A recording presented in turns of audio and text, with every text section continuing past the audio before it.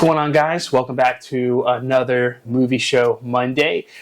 Just me and Brett here. What's going on? I'm one of your hosts, Ashton. That's Brett. Christian is not here this week because he bailed on us. That's okay. We're going to continue the show no matter what. He'll be back next week. We'll hold him to it.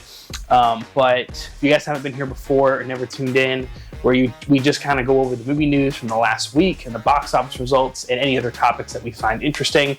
And we just let you guys know our opinions. So if you have a question that you want us to answer next week and you don't mind if we ramble for a couple minutes on it, go ahead and type it down in the comments. If we use it, we will put your name in the video.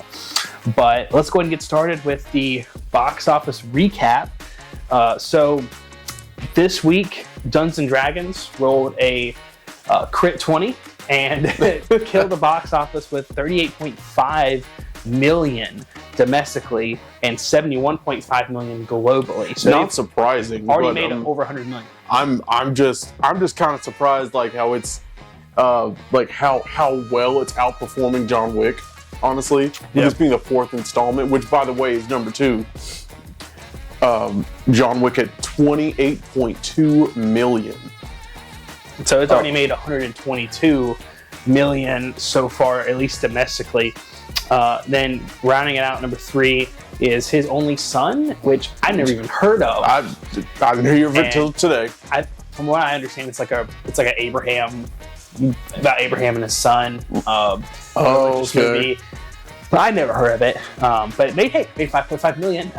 And then Scream 6. With a budget of what? I don't know. Peanuts.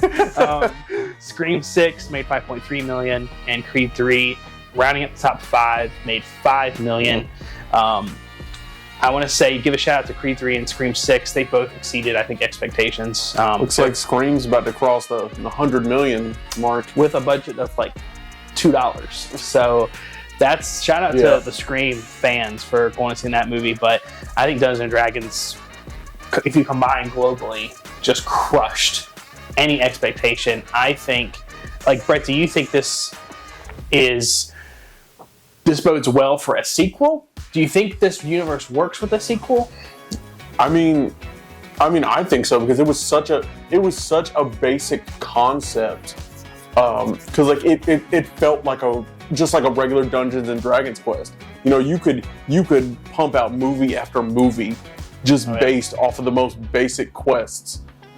So I personally think that it will get a sequel, and it should get a sequel.